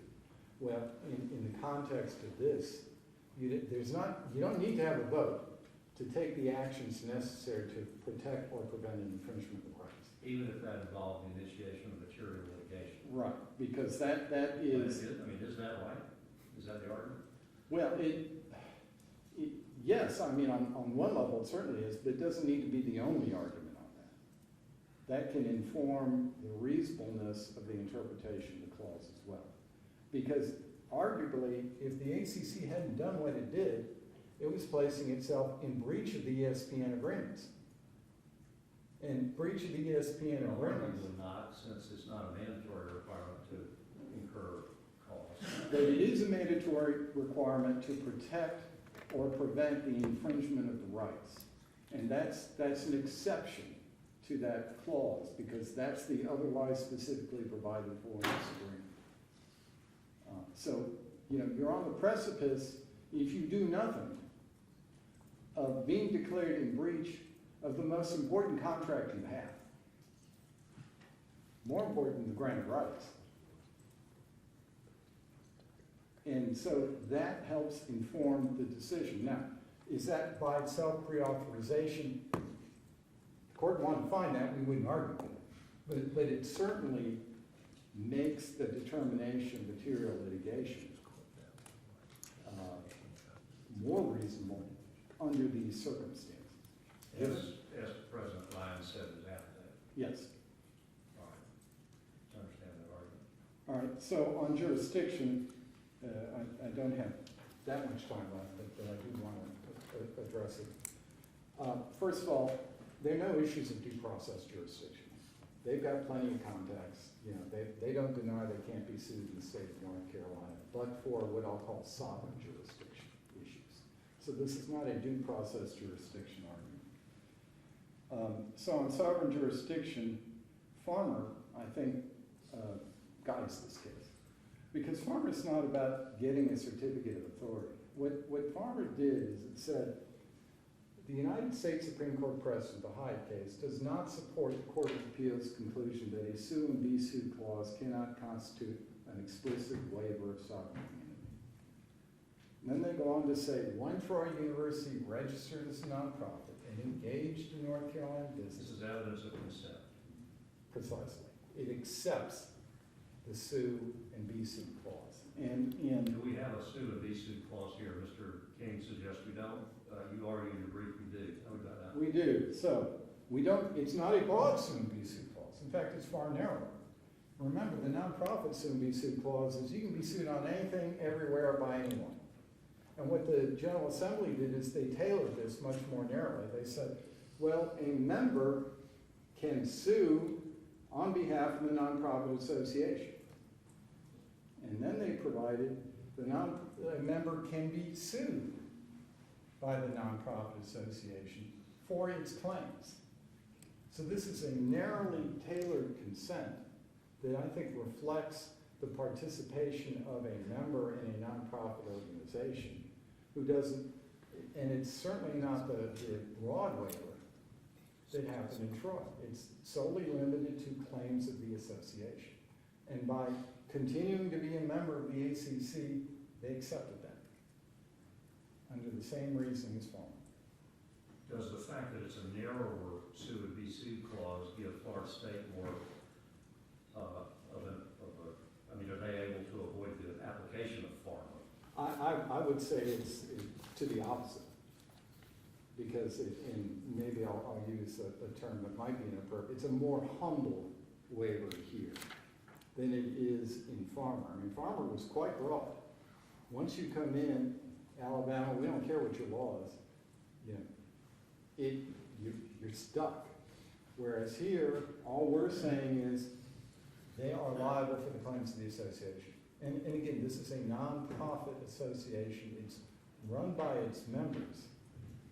And it would be, you know, if the ACC had to run to several different states to make a claim against one of its own members arising out of North Carolina law, that would defeat the purpose of having a North Carolina unincorporated association. The North Carolina Incorporated Association has to have the ability to sue its members for its claims.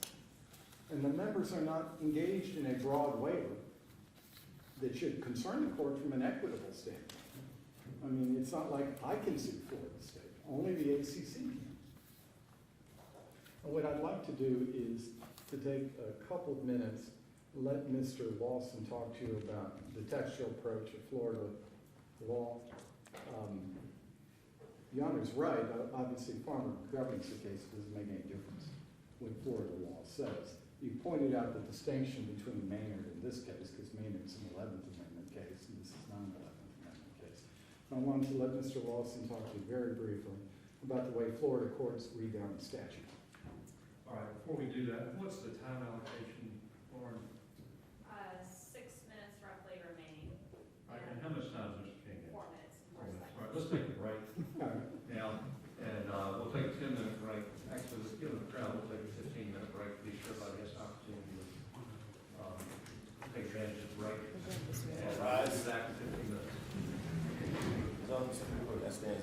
recess for